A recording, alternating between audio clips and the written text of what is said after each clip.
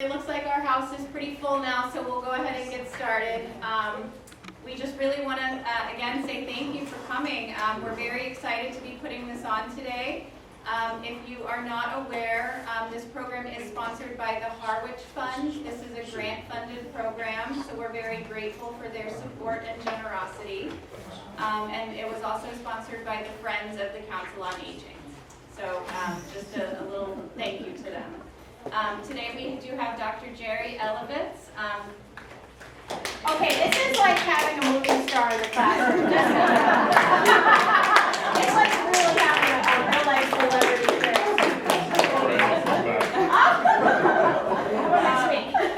I'm actually going to have Sue Giselle, our town nurse, do his introduction because she will do a much more proper job than I will. I think that he's ready to introduce himself. I just really want to thank you so much for being here. I know, really, it's huge. When I first started here about 18 years ago, you sat in front of my desk and you started to talk to me about all kinds of dementias, and that's where my awareness started. And I can't tell you over the years the times that I've called his center, and at 7 o'clock at night, he'll call me back.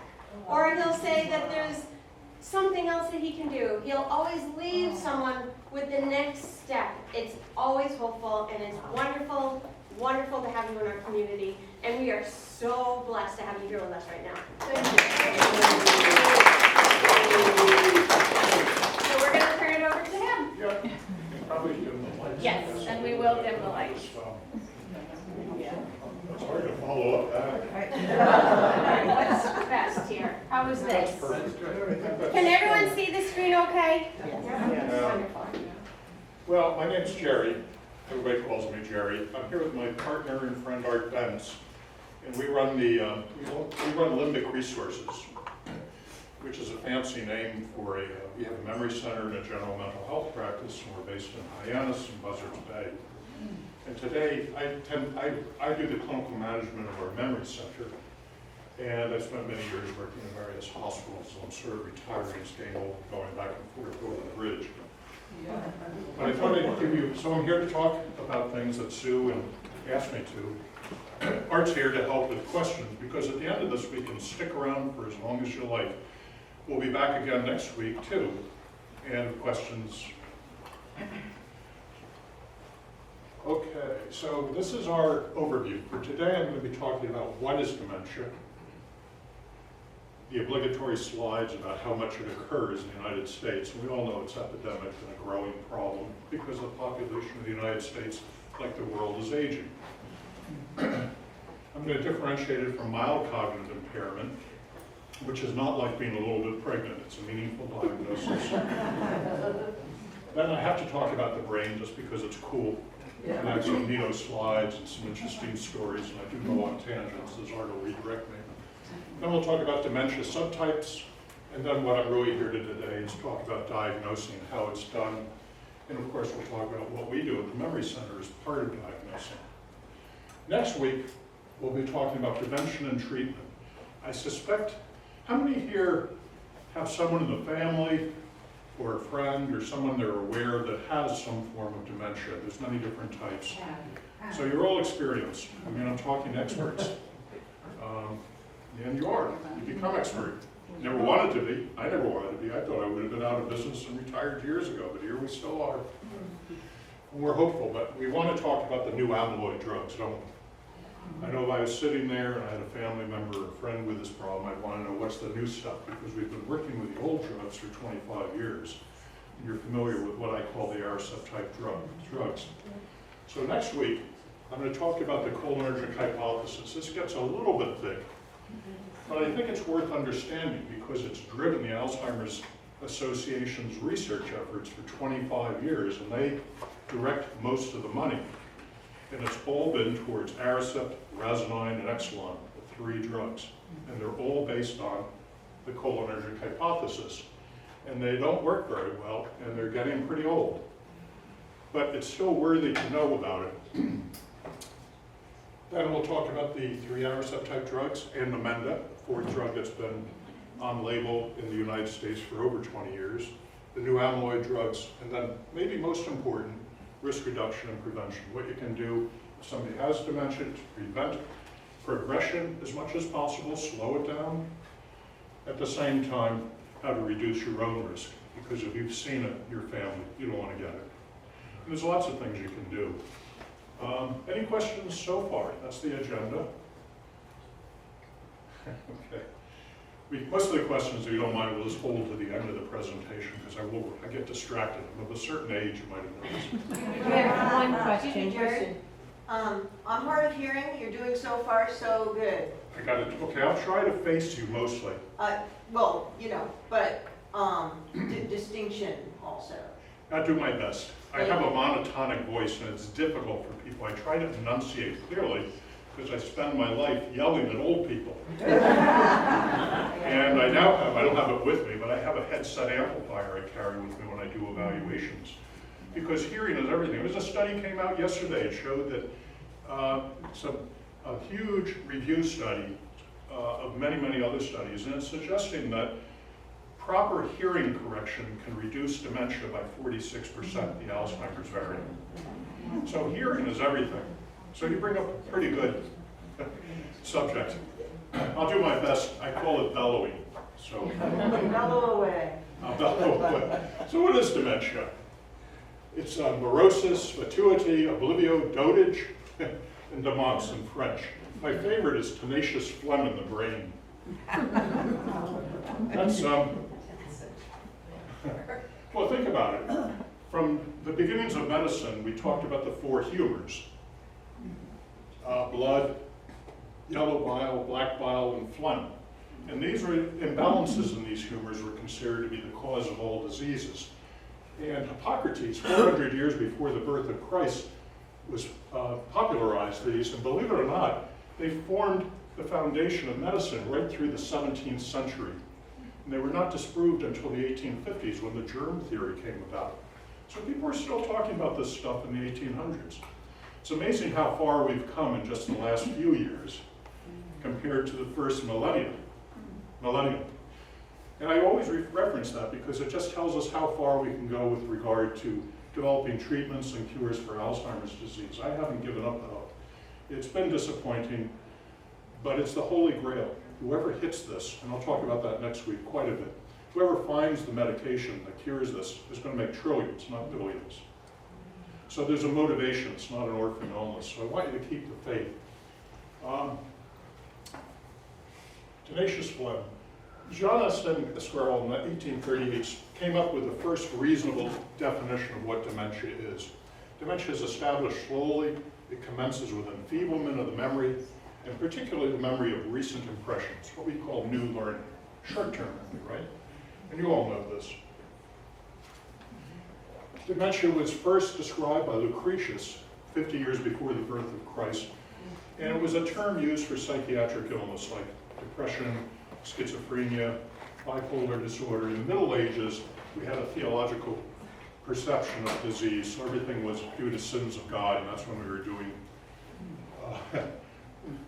well, I'll talk about that next week, but a lot of the science had it involved with witchcraft and trying to deceive. They were poisoning people with medications drugs that do the opposite of what Aristotle does. Can you believe that? And that's actually the origin of Aristotle, is this stuff. In the 18th century, the idea of dementia as a psychiatric illness with medical patients was established around the mid-century, and it also became the basis of legal competency. An awful lot of the 1800s and the 1700s are spent with heredity. It's all about inheriting wealth from family. Families got big. So legal competence was important to see if somebody had the capacity to establish a will. By the 19th century, senile dementia was being used for older Americans. Why? Because people were living longer. The Emperor of Austria established the first Social Security system in the world. And this was about 100 years ago. And he picked arbitrarily the age 65 to start paying people benefits out of the state treasury. 100 years ago, why did he pick the age 65? Nobody lived there. Perfect. So the state treasury was safe, but was he fooled? We keep going on and on. So in the 1800s, we were using dementia to describe things like schizophrenia, not Alzheimer's disease. And Emil Kraepelin, who's an interesting person, he popularized the term Emil Kraepelin is famous for developing the first, it's called a nosology, which is just a fancy word for a list. And he was trying to categorize medical illnesses, just like they had done with phylum, and the botanists had done, and the animals people in the 1800s, like Darwin, were categorizing groups, trying to organize the world around them. And Kraepelin was trying to do this with psychiatric problems, and he divided all psychiatric problems, including dementia, the Alzheimer's type, which wasn't known then, into manic depressive psychoses and dementia praecox. Praecox means early, so it would describe mental illness in teenagers. But again, it had nothing to do with what I'm here to talk about. This is just the history. But Kraepelin's important because he's the author of what became the DSM-1, 3, 4, and 5. And I'll show you pictures of what the DSM is in the next talk on or I guess I do it to you today in the diagnosing section, because that's what drives our diagnostic model.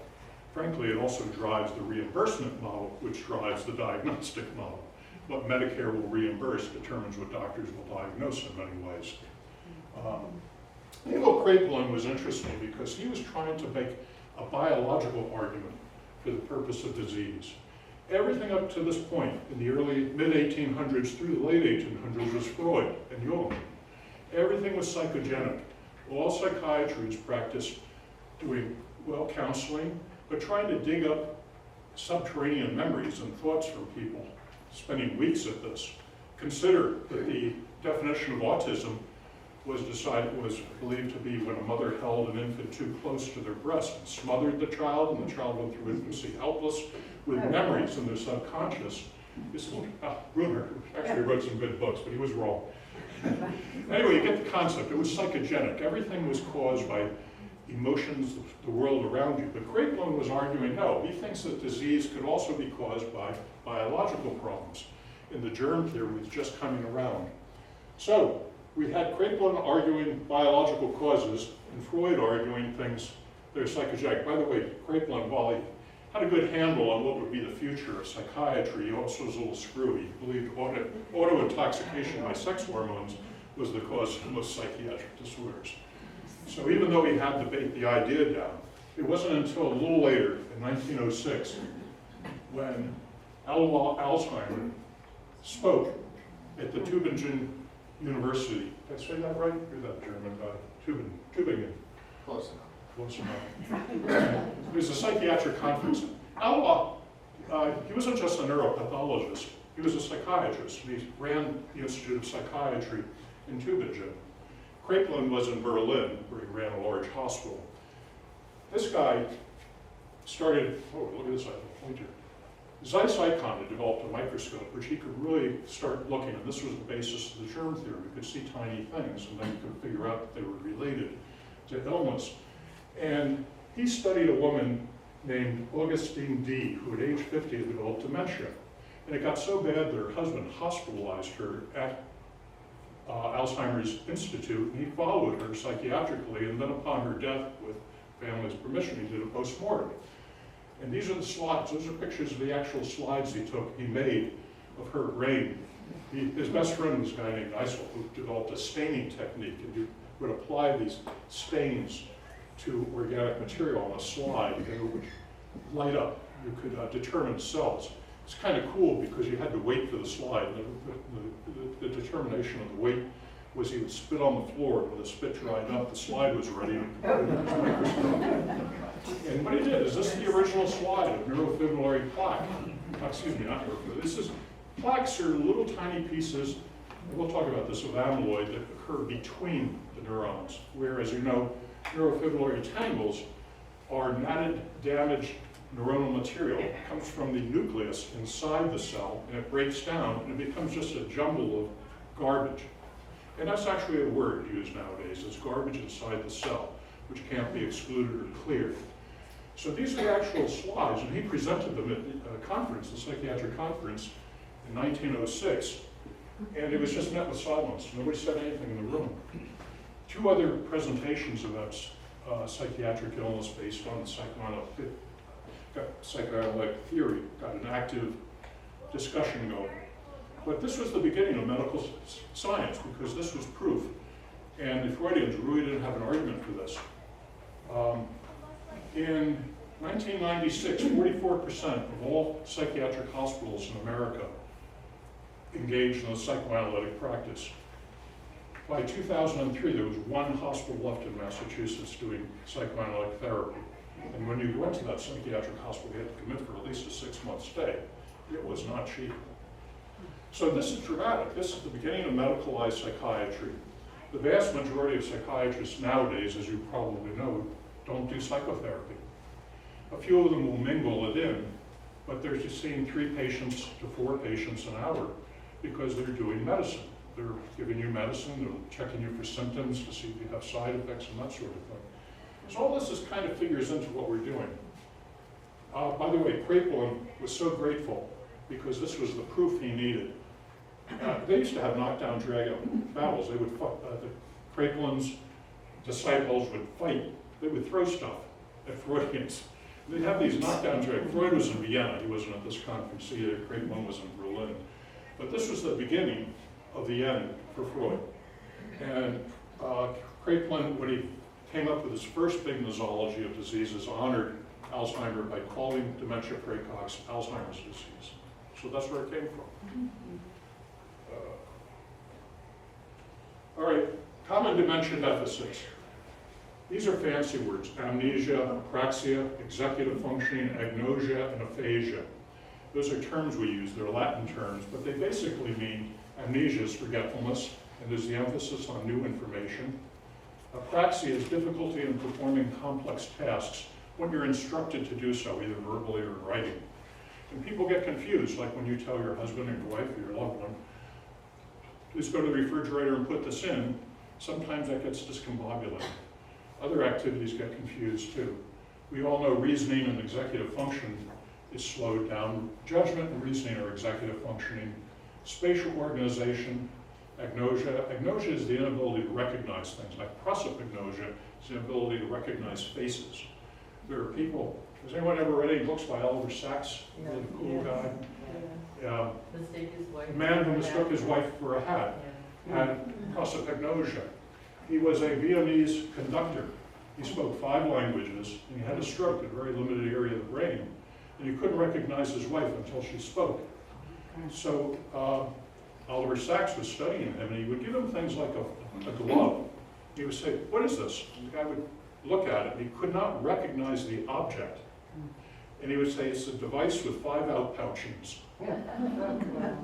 So as soon as his wife spoke, his auditory system would recognize her voice. Kind of cool stuff. Language, aphasia, behavior, personality changes. So these are the things we look for. Here are those obligatory slots. This is 2030. By 2030, there will be no baby boomers left. We will all be over 65. 75 million people is the estimate. Roughly split, 50% under 18, 50% over 65. And you know Social Security is based on younger people working to support older people. The original formula in the United States was 10 working people for every senior citizen. Now we have 3. And those 3, what do you want to bet? 2 of them have jobs at McDonald's and whatnot. They did not generate a lot of income, to go into this 7% that's deducted for Social Security, blah, blah, blah. So of the 75 million, we expect to have 12% with dementia. Who's going to take care of them? You can see the importance of finding a treatment, a cure. On Cape Cod, this is older statistics, 2000, so it's more. But about 3.5% of our population has dementia. In Boston, 1.5%, Worcester. I'll give you a hint, something to do with age, right? You know Barnstable County is the 2nd oldest county in the country. Only Pinellas County in Florida has more aged people. You know, go figure. Here it is broken down by town. The takeaway from this is you don't want to be driving in Chatham. I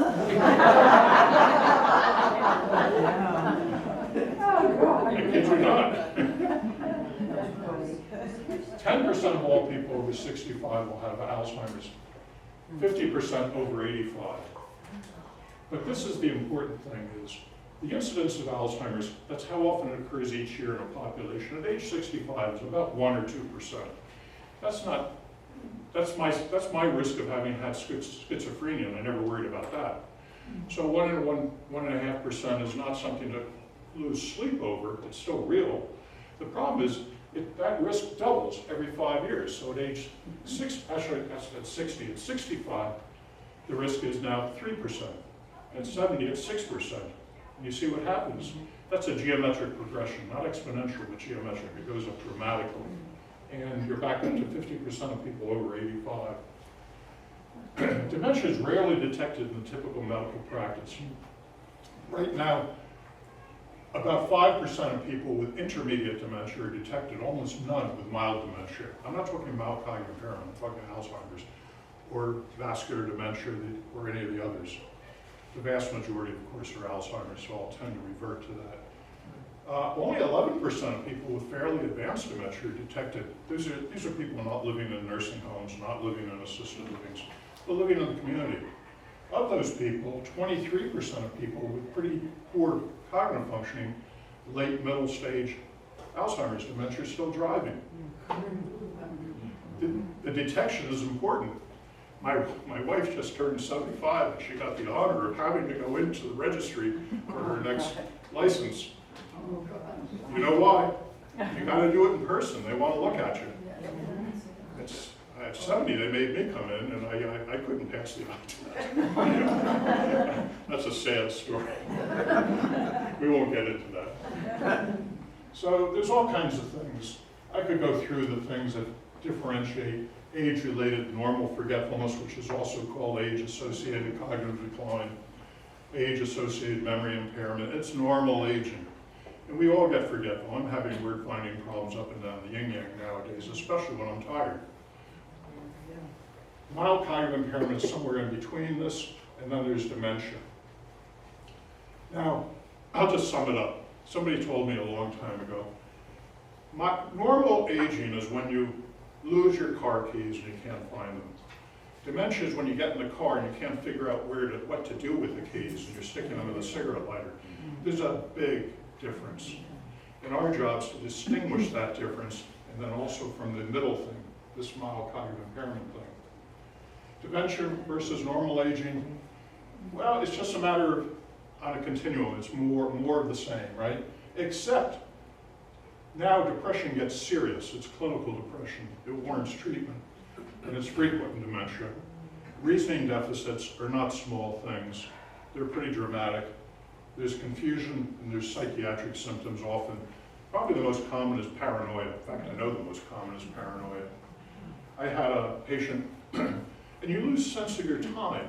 And all this makes perfect sense. People aren't crazy when they have dementia. But if you lose your sense of time, and this guy would sit, actually it was a woman, and her husband would get up and go out to get the mail. But to her, he was gone for days. So he must have been having an affair. He never did that in 50 years. So if you just take the time, people aren't crazy, and you can understand how the disease is influencing behavior, right? But you got to take that time. That's the secret. We have criteria now from the DSM-5. That's that book. Now it's this thick. I'll show you pictures. It's every diagnosis possible that's reimbursable. And that's just in the mental health. This is all part of the international classifications of diseases. Number 9, I think we're on. 10. I can't keep up. And that's volumes and volumes. But just psychiatric diseases or illnesses or behaviors, whatever you want to call them, is a book that thick. These are the criteria. And for dementia, by the way, dementia we now call major neurocognitive disorder. Dementia is pejorative. It's developed pretty much a negative term. Remember from the get-go, before Christ, it was used to describe psychiatric illness. That was a sin for 1,000 years. So we want to get away from these words. I use them here. I think that's okay for me to use it because you understand, but the technical term is major neurocognitive disorder. And the criteria for this is you have to have serious decline in one of these domains. Remember that domain of things I talked about, like apraxia, language, executive function? These skills, you have to have at least 2 of these areas impaired significantly. And it can be coming from an informant, a clinician. But for a clinician to determine if there's something like this, an occupational therapist would have to move into your house for a few days and watch. to observe. So what we usually use is neuropsychological testing because we don't have that kind of clinical assessment. Unless you happen to be in a nursing facility for rehab, the OT can be monitoring you with the nursing staff, right? We usually don't have that luxury of your home base and you're wondering if you have dementia, so you come into the office. We have to rely on tests. We use scales, rating scales. And while you're taking testing, your spouse is taking rating scales and what you can do at home and where you're having problems, because that will help us determine if you have a major decline in one or more of these problems. The cognitive deficits for a major neurocognitive disorder must interfere with the quality of your life. I'll give you an example. How many of you, well, I guess, we use the term alcoholism, right? We don't. And DSM-5 is not alcohol use disorder because alcoholism, again, is pejorative. It's got a lot of negative connotations. But consider this. For the definition of alcohol use disorder, it has nothing to do with the quantity of alcohol you drink. It has to do with the effect. And a perfect example is a guy who drinks a case of beer on a Sunday night while watching football games and gets up and goes to work and his family life is fine, he's still earning money, he's still functioning. He may have a toxicity problem with harming his body with too much alcohol, but he doesn't meet criteria for an alcohol use disorder. And over the guy who's drinking 2 glasses of wine in the evening and it hits him hard, and his wife has to call his boss and make an excuse Monday morning for why he's not coming in. It's interfering with work, his family life. That guy meets criteria for alcohol use disorder. Since here, we use behavior now as the basis to determine these things. And we set arbitrary limits where that behavior crosses the line into disease patterns from normal. Or we have that mild neurocognitive range I'll get into soon. Of course, the cognitive problems can't be due to a mental disorder like developing schizophrenia or delirium is when you're confused because, well, if you drank too much the night before, you've got a delirium and that interferes with your thinking. But that's not dementia. All right, let's talk about mild cognitive impairment. I've been talking about it a good deal. Can you read that? Professor Lundquist in a seminar on compulsive thinkers illustrates his brain state stapling technique. I love these far side things. Mild cognitive impairment is interesting. I like to describe it this way. You have normal aging over here, and then you have dementia, which is clearly impaired cognitive thinking, the behaviors associated, interfering with the quality of life in your own life and those around you, even though you may not recognize it, your family certainly does. In between, you have this gray area, and we call it mild cognitive impairment. Now it's called mild neurocognitive disorder, but we still use the term MCI because we used it for 26 years before it was changed in DSM-5. Everybody with dementia starts out normally, right? And they go down a pathway to get to dementia. That pathway can be very quick if they have a stroke, but typically it's pretty slow over a period of years. At a certain point, they get to mild cognitive impairment, and then when it gets severe enough and meets certain criteria, then it transitions to dementia. What's important to realize is a lot of people start out normally and they get to mild cognitive impairment and they stop. They don't progress to dementia. So people with mild cognitive impairment do not automatically convert to Alzheimer's dementia. When they do, it happens at different times. Does this make sense to you so far? It's important to distinguish this. Mild cognitive impairment has typically one deficit here. The deficits don't cause significant impairment, and the course is not gradual in decline. If it continued to decline, that would argue for a major neurocognitive disorder like Alzheimer's disease. MCI to progression, you can see with age, more people, a higher percentage of people in each age bracket convert to Alzheimer's dementia. This is the important slide, though. This is done by Peterson, who studied mild cognitive impairment for 30 years at the Mayo Clinic, not a schlocky place. And his research consistently shows that 50% of people with mild cognitive impairment progress to Alzheimer's disease in 4 years, and 80% in 6 years. So what our goal is to try to keep you in the 20% of people who don't develop dementia. And in order to do that, we use preventive strategies, which I'll be talking about in next week's talk, to slow things down. At the very least, we want to slow things down and hope that we're going to find one of those new treatments. And if we could just find a treatment that stopped dementia or mild cognitive impairment, most people would be grateful for that, as long as they were living at home. It's funny, you know, no one in here is of the me generation. I don't need it all back. I just need to be, you know, have a quality of life. I might not be out doing the stuff I normally did when I was younger, but that's good enough for us, right? And that's our goal, is to find something that works. DSM criteria for mild cognitive is a modest decline in one of these disorders. Again, it's based on either neuropsychological evaluation or good informant or observation by a clinician, usually in a nursing facility, of that decline. But it's hard to see in a nursing facility. The cognitive deficits do not interfere with your independence. This is a good spot to maybe stop and talk about activities of daily living. All of you heard about this, ADLs? ADLs drive our diagnosis in both major and mild neurocognitive disorder. And you'll hear this term, activities of daily living. Basic ADLs are toileting yourself, dressing appropriately for the season, grooming, being able to do these things hopefully without cues automatically. It includes other things like eating and transfers, being able to get up and move about, get from bed to chair to standing. Instrumental activities of daily living are a higher hierarchical level. They involve things like driving, menu planning, cooking, working.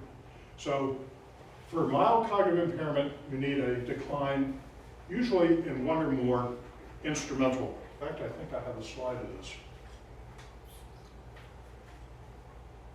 Coming up somewhere. Did I do it? Oh, well. Oh, I guess I do have it here. I'll be darned. How do you like that? Okay, so mild, you got your instrumental ADLs. Patient's not driving anymore. The wife has taken over the finances and the checkbook. That's consistent with mild cognitive impairment.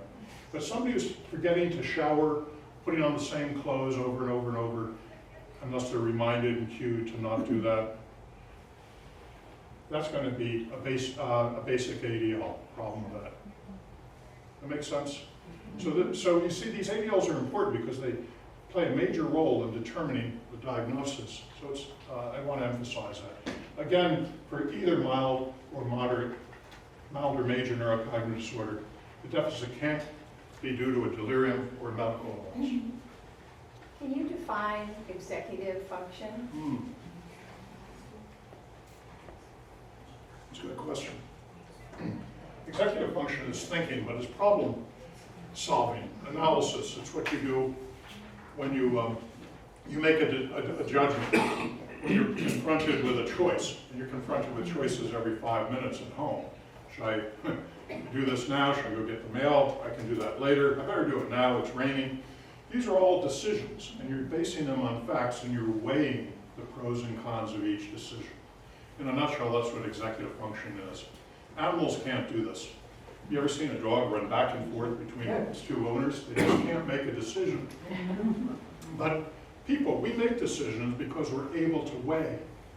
And, you know, we're not operating in an instant motion, in the moment. Anyone else want to add to that? Executive function is it's an important thing. It's reasoning, it's judgment. It's really part of what we are as humans. Okay, Mr. Rosenberg, your lab results look pretty good, although I might suggest your testosterone is a tad high. Right. I'm going to go off on my tangents here for a little while. You can rein me in. How are we doing on time? Not too bad. Okay.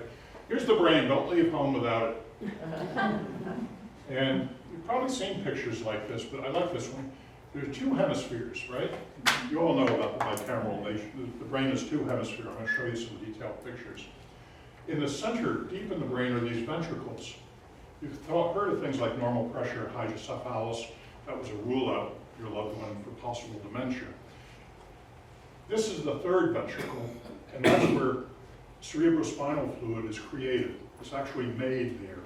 And this connects these voids in the brain connect to the spine, and they're filled with cerebral spinal fluid. Originally, about 100 years ago, they were thought to cushion the brain during blows. We still don't know what it does. The Greeks thought it was part of the radiator, but they also thought thinking took place in the heart, and the tenacious phlegm in the head was mostly affecting your hard bowel movements and things. They didn't have it quite right. But these ventricles are important. I'll get to that in a little while. Down here is the cerebellum or little brain, and that seems maximally involved in coordinating movement, making smooth movements, being able to, it just happens automatically. We don't think about it until this is damaged. However, we're discovering that this lights up in all sorts of ways on positron emission scanning when a person is doing a complex task involving executive functioning. It just goes to how little we know about the brain. Now, if I was to stand here like this, and God forbid somebody took a slice through the middle of my head, and you look from the back forward, you see how this is? Here's the cerebellum, the spinal column, and the brain. These are those ventricles, right? There's that one where the cerebrospinal, the CSF fluid is made, and they're voids. Now, what the slide is to show you is, you see this gray stuff here? That's called the cortex, and the white matter is the connecting. These are the wires that connect things, but this area is what Hercule Poirot and the Agatha Christie books calls the little gray cells. This is where thinking occurs in the cortex, and it's about 4 to 6 millimeters thick. You notice how it's wrinkled? Why is it so wrinkled? Because it rolls. No. Good try. Well, the brain is wrinkled because, remember, that's where the thinking area is. And the more surface area, the more thinking. And we've had these size brain pans for about 300,000 years. 1 million years ago, a person's head was about the size of a fist. Right? So it grew, and it grew, and it grew. But now we've maxed it out. The head can't get any bigger. I hate to tell you this, but when you went to look at your grandchild newly born in the hospital through the window, they were ugly. They're laying there, and they're all wrapped up, but 1/3 of their body length is head. Right? Now, with the limiting factors, anyone know what the limiting factor is? Why the human head couldn't get any bigger? The bones fuse. No. Good, but no cigar. It's pelvis. Women's pelvises. Now I'm gonna get letters you can shoot.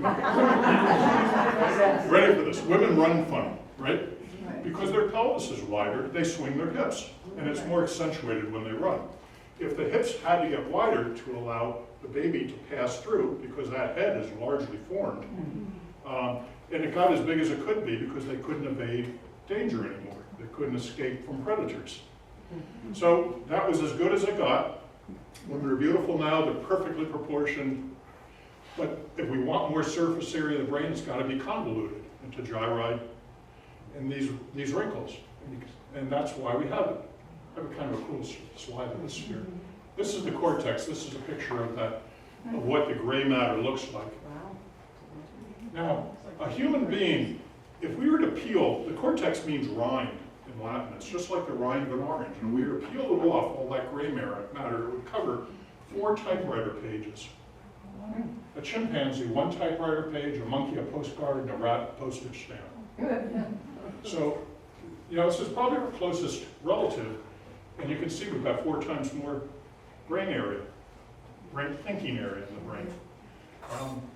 Here's a brain now too, and again you can see the white matter, but you see how the convolutions. This, by the way, is a diseased brain, and you can kind of see how it's atrophied. There's very little relationship between the atrophy of the human brain and dementia. We know this from studies done at St. Elizabeth's Hospital in Washington, D.C., where they put Squeaky Fromm, after she shot Reagan, I think. They did a study there with 100 nuns, and they kept, the nuns donated their bodies were not important. Once they're dead, their spirit was gone. So they donated their bodies to science at St. Elizabeth. They all worked in the hospital. And it started the nun study. And we had this huge brain bank. And we would see the head of the hospital died. He just died suddenly. He was giving a presentation, he keeled over, and the 2 assistants immediately post-mortem. He had left his brain to science. And his brain was completely atrophied, loaded with glia, in the signs of Alzheimer's disease, basically. And he had been doing a talk for doctors the night before. I could go on. And this becomes important in the diagnosis because that holy grail, the CAT scan, MRI, PET scan, can't tell you much about dementia. Take a look here. This is the corpus callosum. It's a bundle of fibers connecting the brain, which is in two parts. If you peel the brain apart from the top, you'd see it here, but you see how separate? We really have two hemispheres. And the corpus callosum is right here in the center, and there are a couple of other commissures, they're called. Look at this guy. He has no corpus callosum at all. His commissures are tiny. See how big they are here? So he's got two halves of a brain that don't communicate. There's a picture of him. His name's Kim Peek. You know who that is? I bet you do. He was played by Dustin Hoffman in The Rain Man. Right? This is the real Kim Peek. This guy memorized 6,000 books. He could give you MapQuest directions between any two cities in the United States, and he knew every zip code. You said a city or a town, he'd give you the zip code. You said the zip code, he'd give you the town. But he couldn't tie his shoes. He had no functional skills. His activities of daily living were primitive. Who's the other guy playing opposite Dustin Hoffman? Tom Cruise, wasn't it? He had to take care of him. I mean, no, that was the plot of the movie. But Tom Cruise wound up having to take care of it. It was the whole point of the movie was how little Rain Man, the brilliant guy, could do as they drove around the country. Here's another one. Here's again those pictures, right? Now look at this. This is massive hydrocephalus. These are expanded with too much fluid. There's hardly any brain. Here's this picture of a guy named Mr. Lewis. He became famous. He was a science writer, and he wrote 3 books with Leakey in Africa. Anyway, in 1980, he went to Sheffield and he wrote a book called "Is Your Brain Really Necessary?" Because he was at the University of Sheffield studying with a neurologist finding. A neurologist there had a student sent him. The student he was an honors student in mathematics. He had an IQ of 126, normal social skills. But his doctor in England thought his head was a little big, so as an academic exercise, he asked him to see the university neurologist, who discovered this. The trick is, whatever happened in infancy. The brain is very adaptable for changes that happen early on, but it's not so much once you get to our age. This is kind of cool. I get to use my audiovisual aid. There we go. Check that out. Ooh, nice. Took me a while to do that. Thank God for Wikipedia. What we're looking at here is the hippocampus. You've heard about it. Hippocampus is where your short-term memories are formed. And this uses a fuel called acetylcholine. Acetylcholine is the gasoline of your short-term memory and your new learning. And it all starts here, where information is rehearsed before it's distributed to other parts of the brain, typically the temporal lobes, which is on the side. Hippocampus looks like a seahorse, doesn't it? This is actually a hippocampus. Hippo means horse, campus means wide open space. The Greeks referred to the ocean as campus at times. So this is the hippocampus, and that's an area. We do find volumetric loss in the hippocampus with advanced dementia, so this could be a bioindicator on CAT scans and MRIs. But again, the science is just not well developed. And they've been at it since we've had MRIs and CT. We've had CTs for 40 years now. Okay, let's take a break and talk about cortical versus subcortical dementia. There's the cortex. Subcortical is motor areas of the brain, typically. In Huntington's disease, Parkinson's disease, progressive supranuclear palsy, HIV infections. These affect deep structures in the brain. And the last thing to go are memory, reasoning, judgment, and language. The first things to go, after all, Huntington's disease used to be called Huntington's chorea or Huntington's dance. People's coordination became so crazy that they looked like they were dancing. We're interested in the cortical dementias at the Neuropsych Center, and they have to do with higher functioning deficits. Here's another breakdown on dementia. We have primary ones like Alzheimer's, stroke disease, Lewy body dementia, and of course frontal temporal lobar dementia. Over here are dementias that are secondary. They're caused by something else. Like I have a head injury, a football player repeated head injuries and developed dementia. That's a secondary cause, right? These can't be changed. They can be slowed. Hopefully they can be stabilized. There's another type of dementia we're going to talk about called the reversible dementias in a little while. What's important to know is these, see the colors, the 4 colors? They make up the vast majority of all dementias, and Alzheimer's is around 80% of them. Although vascular dementia keeps creeping into it. And the problem is we now see that a huge number of vascular dementia people also develop Alzheimer's disease. After all, stroke is a brain injury. Football players have brain injuries, they develop dementia. Same thing with stroke disease. So you can have comorbid, different types of dementia occurring at the same time. No wonder you're having difficulty walking. You've got an armchair back there. Okay, we're in diagnosis, last section of the talk. I'll move along. All right, this slide bores me, but you've all read about APOE testing and blah, blah, blah. Each of us has 6 copies of this. You inherit 3 from your mother, 3 from your father, 1 from each, 6 combinations. If you have 2 E2s, it's very rare, and you have less Alzheimer's disease risk. But if you have 2 E4s, you have a 50% chance of developing AD by age 80. This is on top of the population norms, which are by age 80, 50%. So it's not a good outcome. There's other genetic testing too. You can get this done at 23andMe.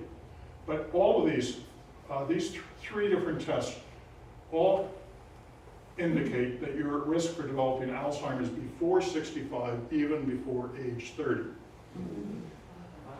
Now they're rare. They only occur less than 1 out of 100 times. But do you really want to go pay $40 to 23andMe to find out that you have a gene that gives you a 50% chance of developing dementia before your age 30, and definitely before you're 65, when there are no good treatments?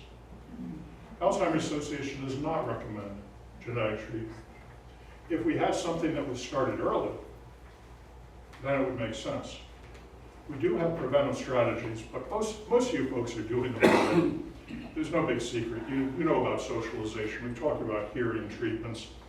We'll talk about good diet, nutrition. These are the common sense. And most folks our age are doing some of that. How many of you are exercising a little bit, getting out there and walking? You're on the road to good health and preventing dementia. Amyloid, this sticky stuff. Amyloid is Greek for starch, and it's the sticky goo that occurs in between brain cells. Remember, the tangles are broken down parts inside the nucleus of a brain cell. They're tiny. That's the point of this.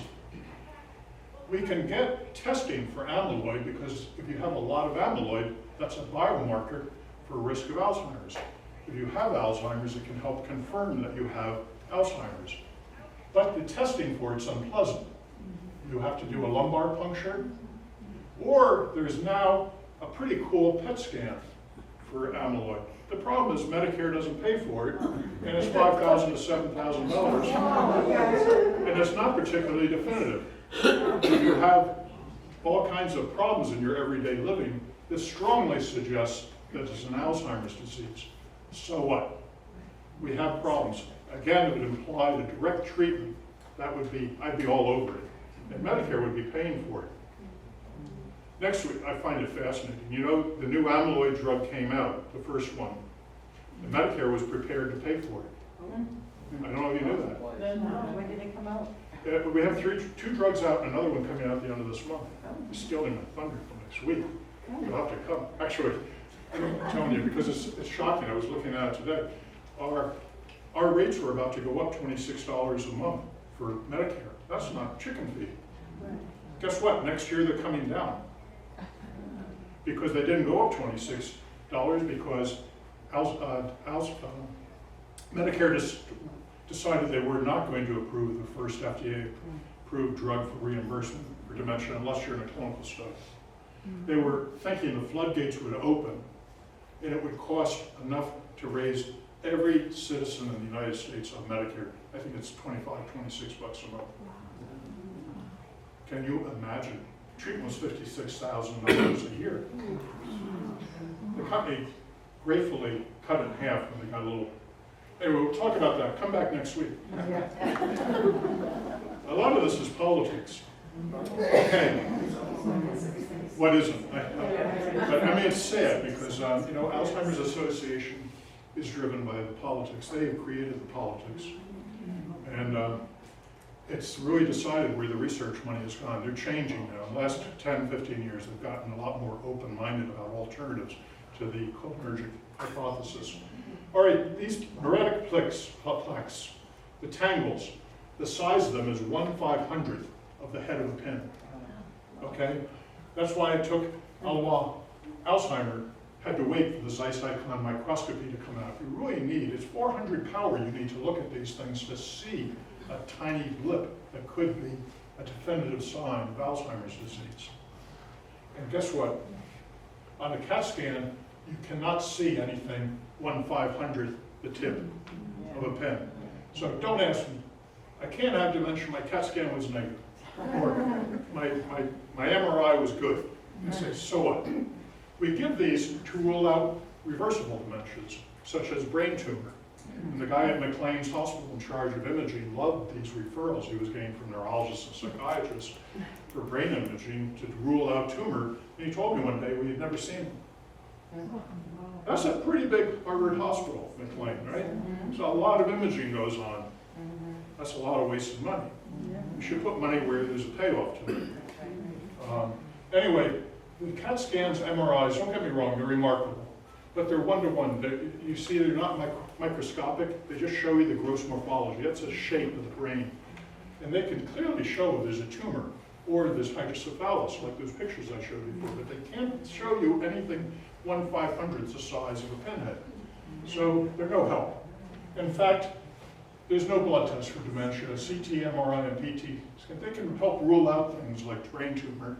It can help substantiate my suspicion that it's Alzheimer's disease, but doesn't drive the treatment. They can't diagnose. Spinal taps are out. I don't know about you. Brain samples are definitely out. So how the heck do we diagnose dementia? Where do you start? Call Gary. With your primary care doctor. Or almost done. Why? I'll tell you why.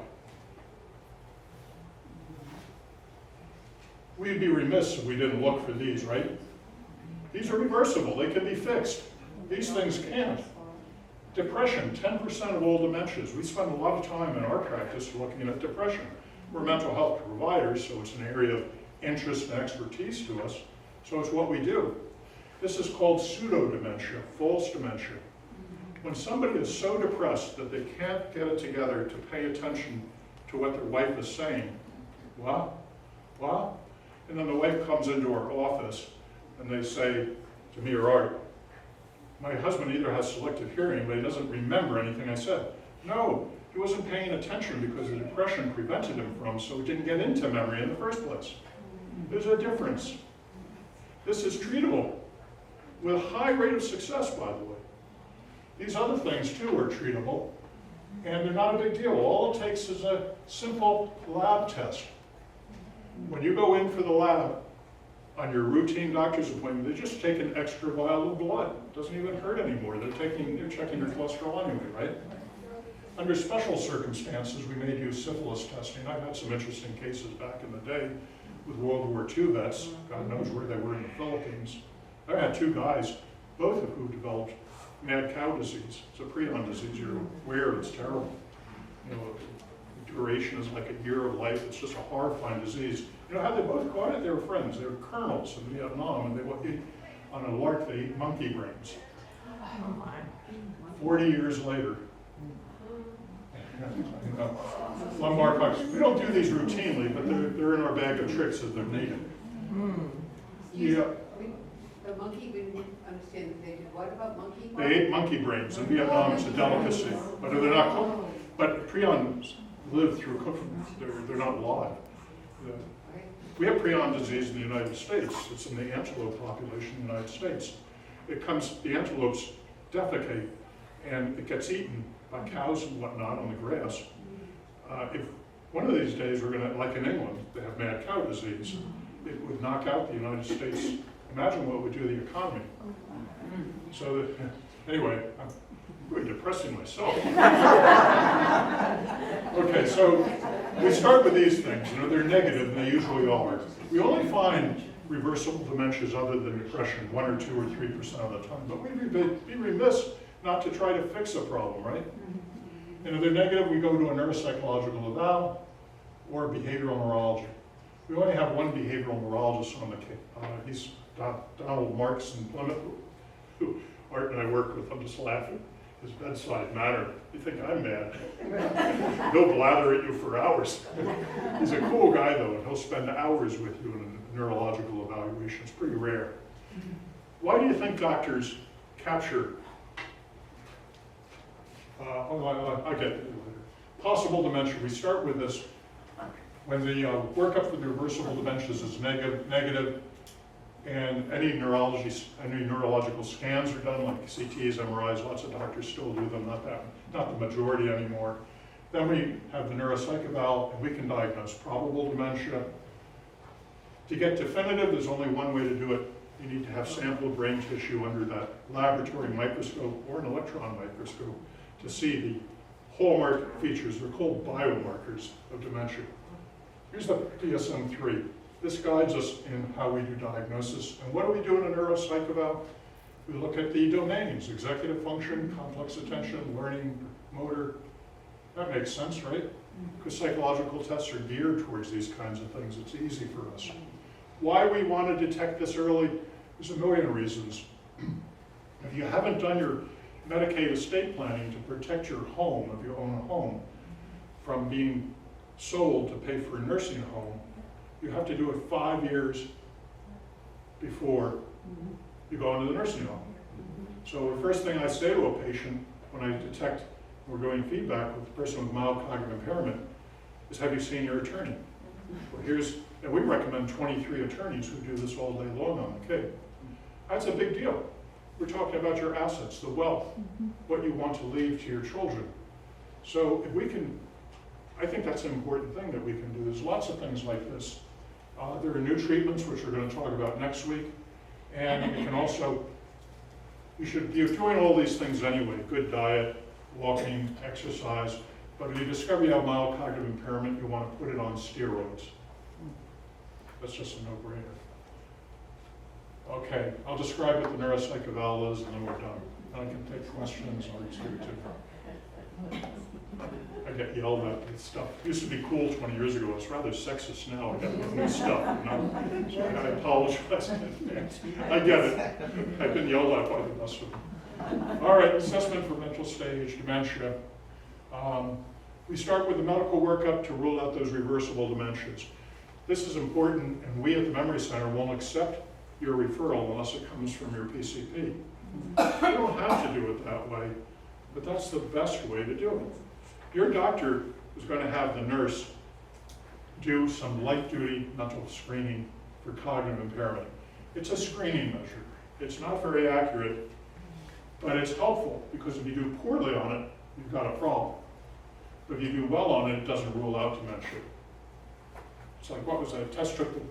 Trump took the test. Remember Admiral Ronnie Jackson gave it to him? And I don't know what he said, something about, I'm brilliant, I remember the dinosaur, it's a 30-item test, but the thing he doesn't get is a test for dementia. So he did well on a test of dementia. It wasn't an IQ test. The questions are not very hard. So I will say he impressed Ronnie Jackson, though. He became a senator. So the medical workup's important. If it's negative, if there's any hint, basically if you complain about your husband too much, they're going to refer him to us. We're going to take a history, and we're going to wind up doing the neurocognitive evaluation. We're going to look at mental status, executive function, language, emotional functioning for depression, anxiety, and activities of daily living. You know why? What's our method? Well, we spend 2.5 hours. I interrupted myself before to try to explain why are physicians so poor at detecting dementia. What, you know what the average medical appointment is? 15 minutes. No, we're 20 years out of date. 15. 7 minutes. The American Medical Association, that's been for about 10 years now, 7 minutes. The average doctor sees 30 patients. They're paid by the procedure. And the vast majority of doctors work for large organizations, dare I say, Cape Cod Healthcare. You know, this isn't good.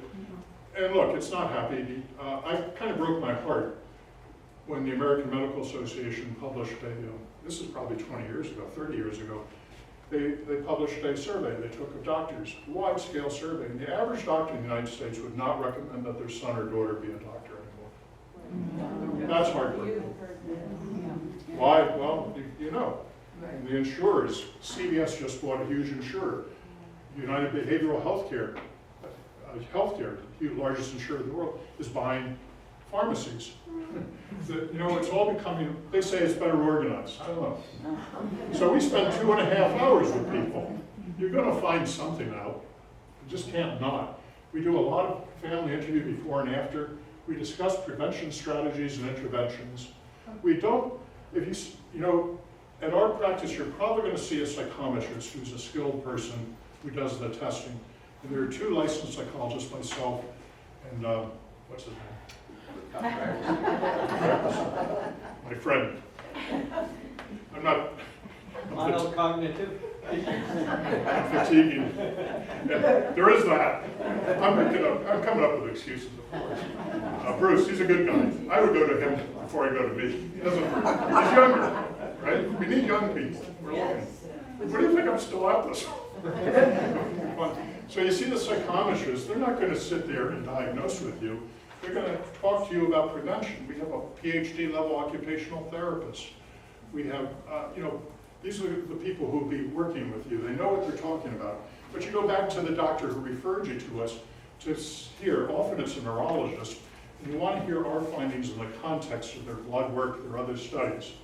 So that's where but you get a copy of the report, and you can call us.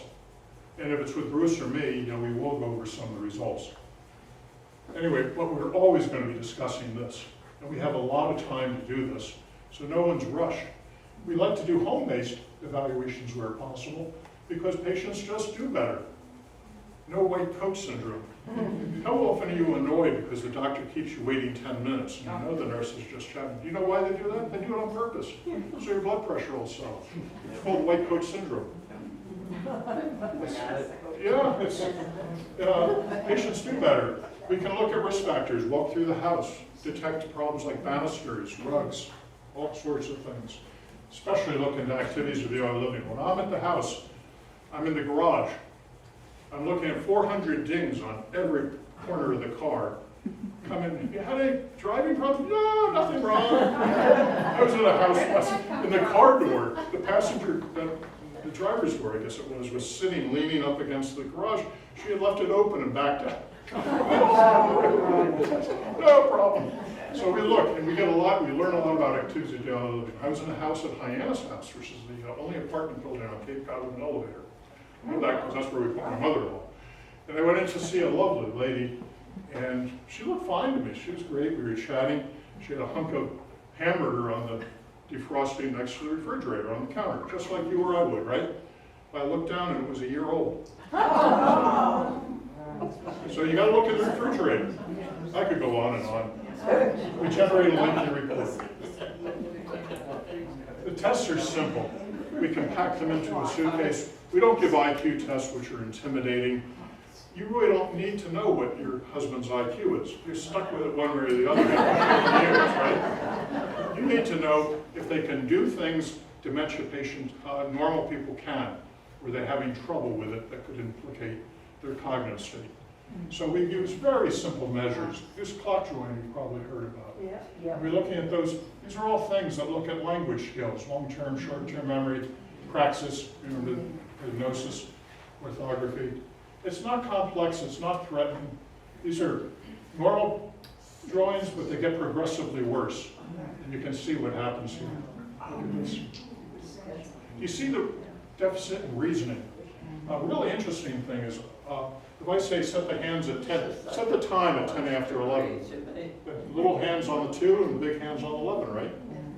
But what happens when somebody puts the little hand on the 10 and the big hand on the 11? You see, it's concrete. They've lost the executive function, the ability to analyze 10 after 11. They're captivated by the stimuli of 10 and 11, and they can't make the leap using their abstract. That's actually what we call abstract reasoning, is part and parcel of executive function. To think things through in your mind, model them. And we generate a 6-7 page report. This is one done inside Morton Hospital, the Senior Behavioral Art. I used to run programs up there. Pretty cool hospital. And everything is graphic. The reports are actually reasonably easy to understand. There's background. The results are graphically displayed. If the scores in the gray area, that's a problem. So you can understand it. Pages 2, 3, and 4, and 5 are written for other specialists who might see. But the summary and the recommendations is where most people just sum ahead to. And I guess that's it.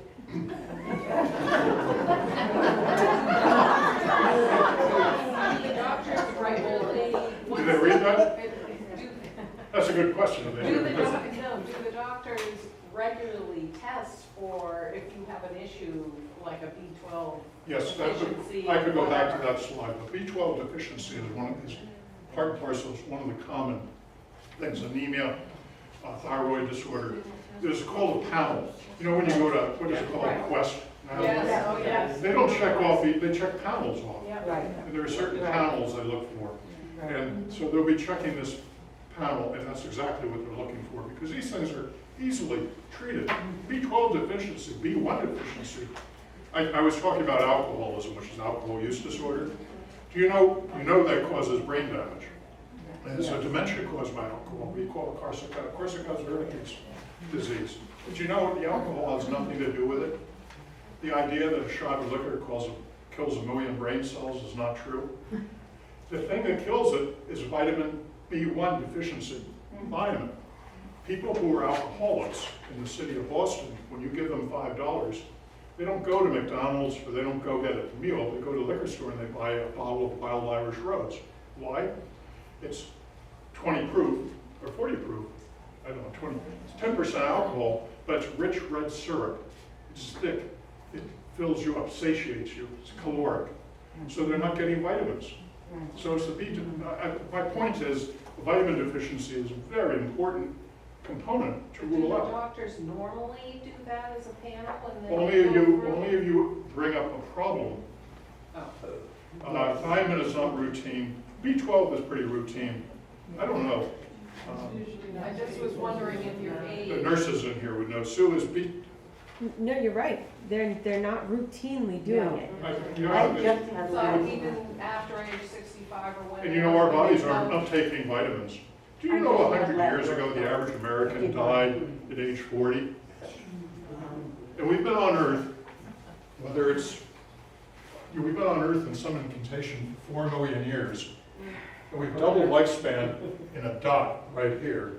And evolution just hasn't kept up with it. My body was actually 200 years ago, average age of death was 30. My body was designed by nature, God, evolution, you name it. I'm with you, to get through age 30. So we're artificially lengthening life, and these brains were not designed to do this. I'm a developmental psychologist. I spent my initial years doing pediatrics, looking at normal development. Alzheimer's, I hate to tell you this, but it's a developmental issue of old age. It is we call it a disease, but it's not that strikingly unusual in somebody, just like cancer isn't unusual in somebody who has been exposed to cosmic rays and ultraviolet light and Cape Cod sun for 70, 80, 90 years. You know, it's the price we pay for longevity in a way.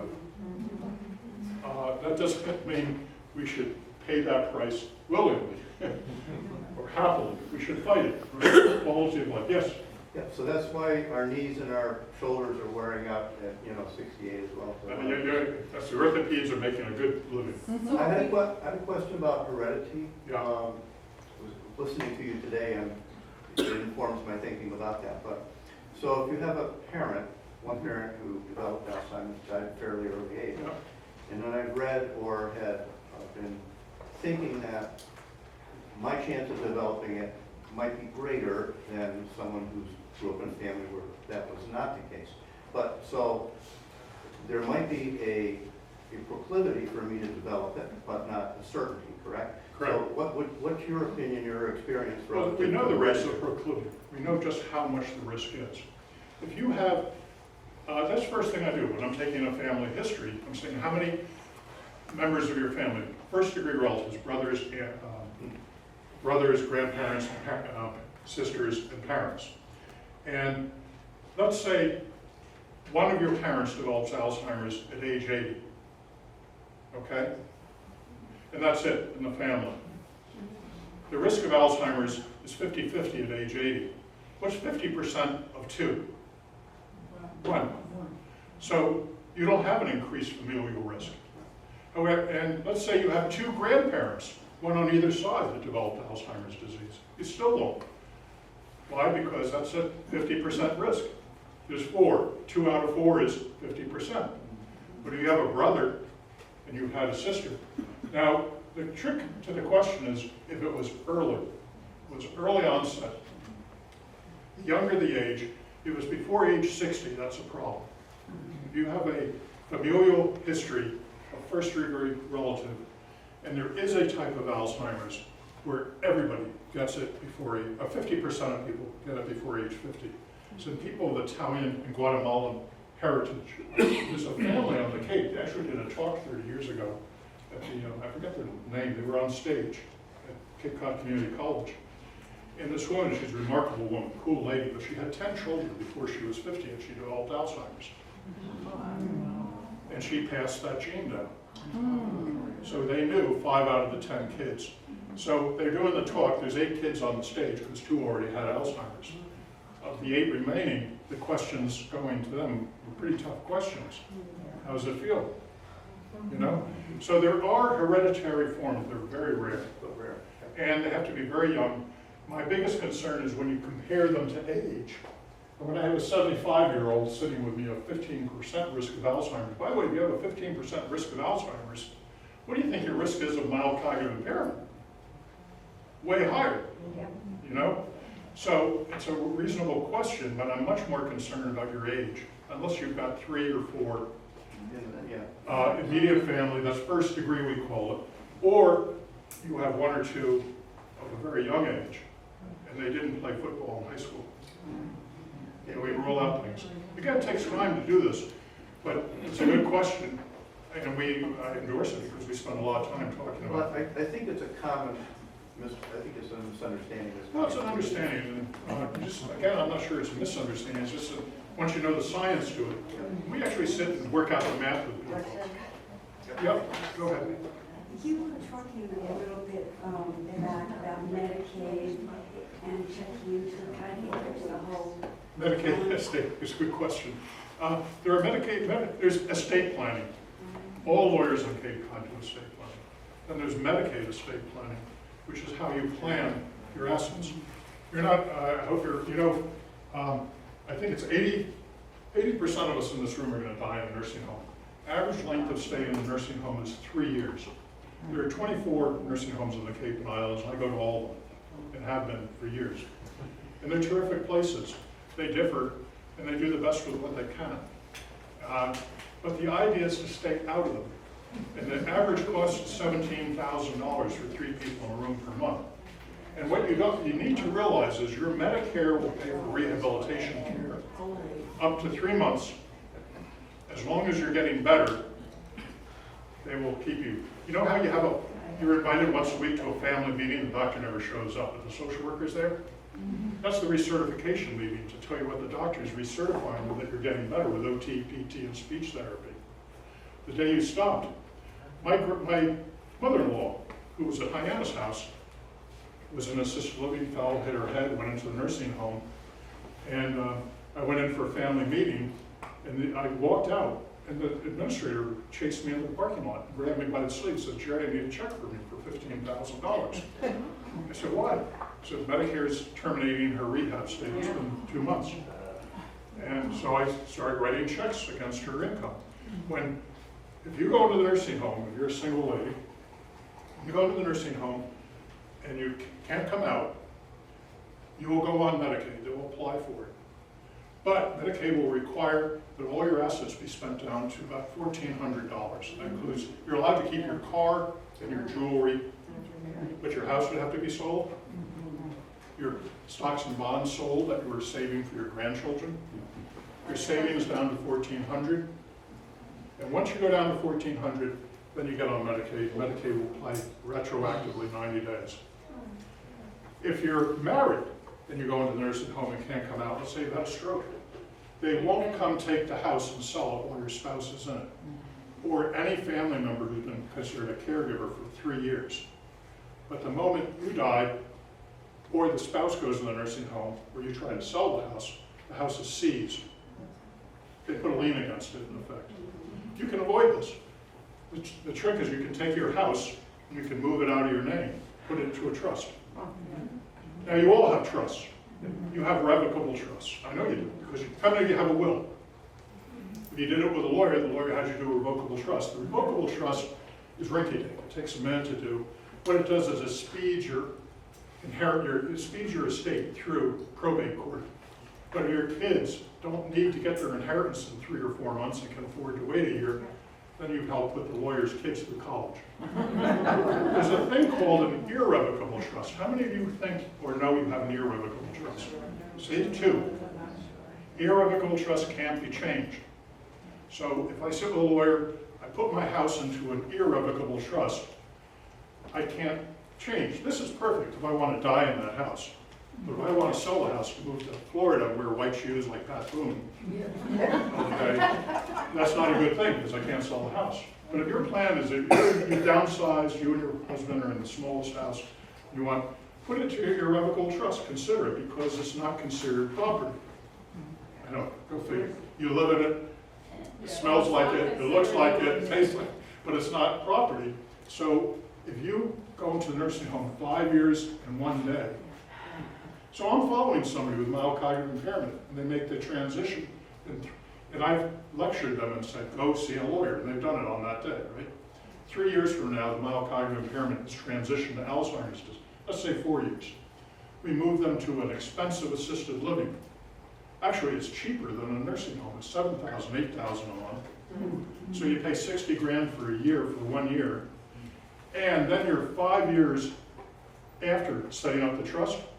And on 5 years, 1 day you move to the nursing home, and Medicare can't look back to see what you did. That's the 5. It used to be 3 years. It's 5 years.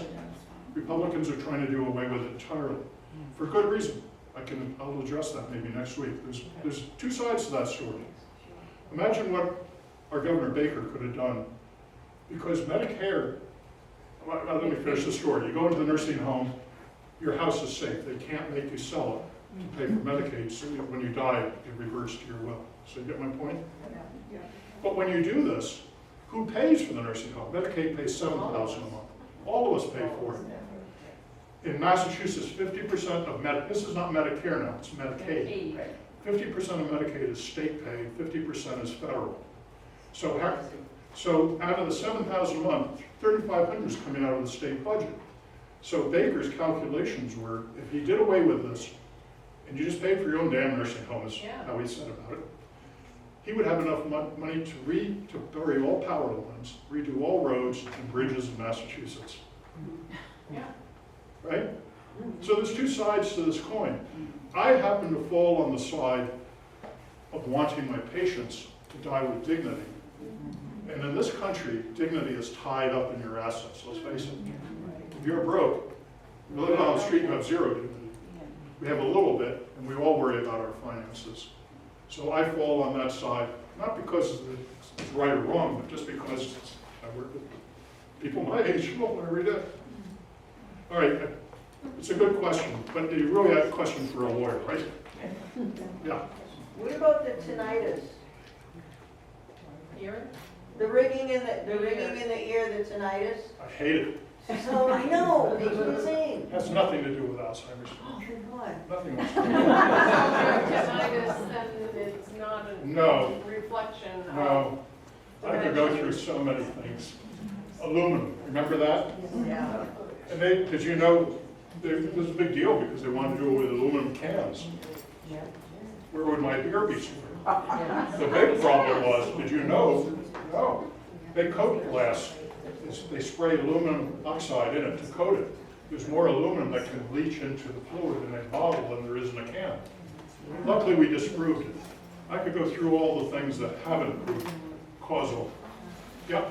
Yeah, earlier, how do you differentiate between depression that's clinical versus loss and pain?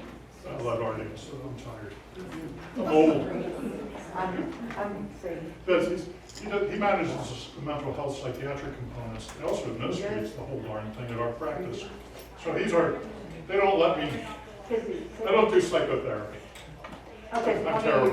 one of yours said that on the right side is clinical depression. the That's left right. side- Your question's a good one. How do you differentiate? Yeah. You're on. You're on. I'm gonna go get some fluid.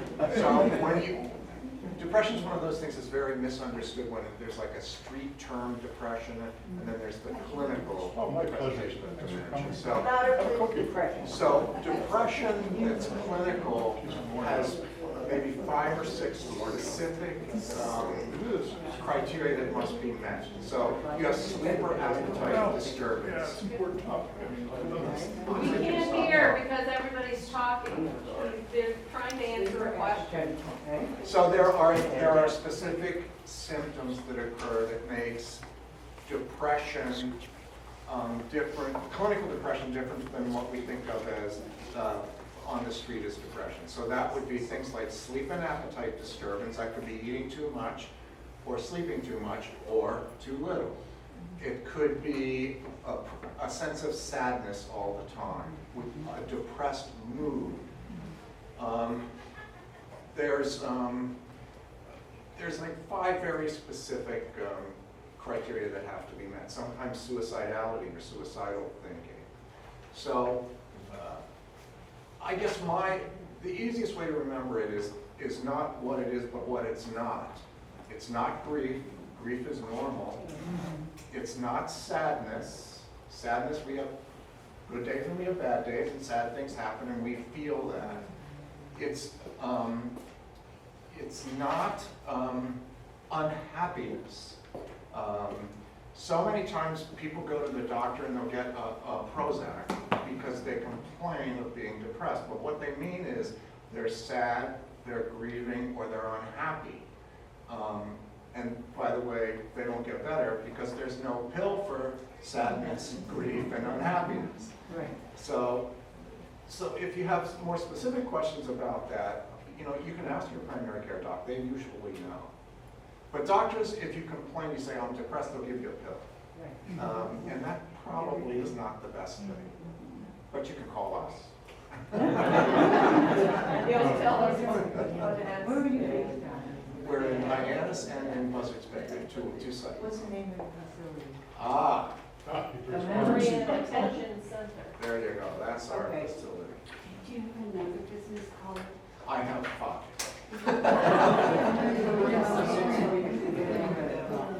There's a study that just came out yesterday, and it elevates loneliness to equivalent to the major risk factors for Alzheimer's dementia. It's right up there with things like cigarette smoking, obesity. And loneliness goes to what Art's talking about, is it may not be depression when you walk in to the doctor's office. It can be in sadness. I don't know how else to describe it, but it's a sadness. In our country, depression in young people is loneliness in young people and old people is epidemic. This is why you're here. The Council on Aging, I think that's one of its biggest tasks, is not just productivity, leading a healthy, meaningful life, but having an opportunity to socialize and just be part of something. That's right. And it's not hard to express that to a doctor. Yes. Do you feel that the use of cell phones where everybody sits and they're constantly with their fingers going to somebody elsewhere and they're all sitting in having dinner or whatever? I've seen that in a restaurant. Everybody's sitting around the table in a family, they each have their phones out and they're all. Well, they're not doing their fingers, socializing, so and they're not doing anything well, with they're not anybody engaging present. in a prevention strategy. But next week, I'm going to show you a slide that they actually showed a computer game, which seems prophylactic, that's our term for preventive, for Alzheimer's dementia. So it's not, you know, I poo-pooed that for many years, but it's not crazy, and there are many activities, team play, I don't know, but these games, some of them are pretty nasty warfare things, but you're in a platoon. And, okay, you're blowing up everybody, but you have camaraderie. Working as a group. But this loneliness thing can contribute to what Art is saying, is that sadness. And how do you express that to a doctor, especially when we only have 7 minutes? And you're sympathetic, but when you get into, well, my husband does this, you know, the doctor's there, they're looking at lab results. You know that, and you know, they're there to look at physical problems. But the problem is, the mind and the body are related. I don't know where the one ends and the other. So I don't think the future probably will be large conglomerates of healthcare. Art studies this. And psychologists, social workers, and psychiatrists will all be melded in to this team. And I hope we do it well. There's an understanding that we're useful to keep people from bothering the doctor. We're using expensive drugs. We're taking expensive tests. We're pretty modest. I worked in hospitals for 30 years. You know where you stand. The attending doctor is God. Everything trickles down from there. Yeah. Did you ever see the movie, remember the movie Soylent Green? Oh, yes. Yes. My father's favorite movie. Yeah. I know. You had a question? You have an extra card. We have a printout for the two of you and their center. We'll give it to you when you're leaving. I can recommend, by the way, because it is, Julie, a lot of the Council on Aging will invite a local elder law attorney to Yes, talk. and we do I bet actually. you have some now already, and I can recommend some. I've been doing this for so many years that I kind of know who's really great. Yeah, and we do actually have, coming up in just less than a week, an estate law presentation coming up. So if you want to sign up for that, just talk to Kate. It's really important. I mean, we spend a lot of our time, and people think we're crazy until we're done. You know, I've been yelled at, you know, it's none of your business. People will talk about their sex lives much more than they were finances. And, any other questions, thoughts, anything for Art on mental health issues, which are part and parcel of this? Yeah? Yes, I have a question about mild cognitive decline. Yeah? Does that mean you're in line for Alzheimer's? No. Remember, I tried to describe the people with Alzheimer's. Everyone with Alzheimer's goes through mild cognitive impairment, but not everybody who goes from normal to mild cognitive impairment progresses to Alzheimer's. It can stop, especially some of the things that are reversible or whatnot. Most do. It is a warning sign, but not necessarily just for Alzheimer's. There are other progressive, you know, cortical dementias. There's lots of problems. But the biggie is Alzheimer's, 80%. Followed by vascular dementia, followed by, we're now thinking Lewy body dementia. We used to think it was only in Parkinson's disease, but we're seeing Lewy body inclusions under the microscope on postmortems and lots of Alzheimer's What is patients. that? Lewy body dementia, remember I talked about plaque, these are inclusions, and they're round little, I'll show you pictures next week, and they're after Lewy, Dr. Lewy discovered them under 400-power microscopy. Right. And they're definitive for a type of dementia that occurs within a year of diagnosis of Parkinson's disease. And it's somewhat different. It's less likely to have memory problems, but it's more likely to have well-formed hallucinations. So the presenting problems are often different, which brings us back to taking that history to get a hint, because the treatments are different. And, well, I won't go for next week. Any other questions? Yeah? Yeah, one question about the blood test. Yeah? Now, I get my blood work